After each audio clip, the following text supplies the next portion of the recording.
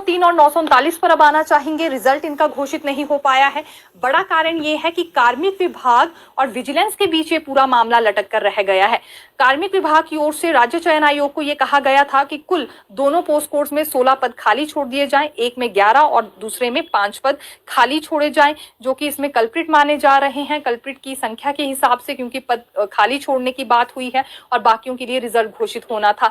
लेकिन विजिलेंस ने इस पूरे मामले में हस्तक्षेप करते हुए ये कहा है कि जो संख्या दी गई है दोनों पोस्ट कोर्स में मिलाकर 16 पद छोड़ने की, ये संख्या ही गलत है। यानी कि एक तरह से संख्या यहाँ मिसमैच हो गई है, तो संख्या पूरी नहीं हो पाई है और अब दोबारा से विजिलेंस इसमें डेटा देगा। विजिलेंस से ये संख्या मांगी गई है कार्मिक विभाग की ओर से कि इसमें पूरी कुल मिलाकर और उचित संख्या क्या है कल्प्रिट्स की, इस बारे में जानकारी दी जाए, उसके बाद ही रिजल्ट घोषित हो पाएगा। यानी कि एक और बड़ी अड़चन अब इसमें फंस गई है। इसमें टोटल 16 पद खाली छोड़ने के लिए कहा गया था, 11 एक पोस्ट कोड में और बाकी के 5 पद दूसरे पोस्ट कोड में। लेकिन ये दोनों में ही कल्प्रिट की संख्या अब गलत बताई जा रही है विजिलेंस की ओर से। तो अब दोबारा से विजिलेंस को चिट्ठी भेजी गई है कार्मिक विभाग की ओर से। कब तक इस चिट्ठी का जवाब आता है, यानी कि जो संख्या मिसमैच हुई है, कब तक उचित संख्या भेजी जाएगी, इस पर कुछ नहीं कहा जा सकता और तब तक अभ्यर्थियों को इंतजार करना होगा। अब नया ही मसला सामने आ गया है जहां कल्प्रिट्स की संख्या ही बाद में गलत बताई जा रही हो विजिलेंस की ओर से।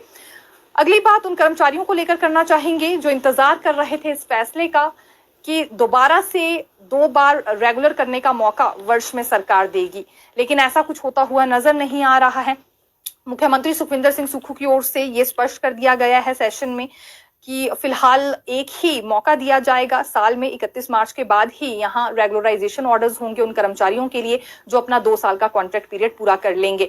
लेकिन वो कर्मचारी जो अभी सितंबर में अपना 2 साल का कॉन्ट्रैक्ट पीरियड पूरा करने वाले हैं या उससे पहले जिन्होंने पूरा कर लिया है, उनका ये मानना है कि जिन नियमों के तहत ये भर्ती हुए थे उसमें 2 बारी का प्रावधान था रेगुलराइजेशन के लिए, तो उन्हीं नियमों के तहत इन्हें रेगुलर किया जाए, इसके साथ कोई छेड़छाड़ नहीं होनी चाहिए। ये दरअसल यहाँ वन टाइम छूट मांग रहे हैं कर्मचारी। वन टाइम छूट मांगने पर इसलिए आ गए क्योंकि इस सेशन से उम्मीद लगाकर बैठे थे, लेकिन एक सवाल के जवाब में मुख्यमंत्री ने क्लियर कर दिया कि वो अपना फैसला वापस नहीं लेंगे और अभी सितंबर या सितंबर से पहले जिनका कॉन्ट्रैक्ट पीरियड पूरा हो रहा है उन्हें मार्च तक ही रुकना होगा। ये 2 बारी मौका नहीं मिलेगा रेगुलराइजेशन ऑर्डर्स के लिए।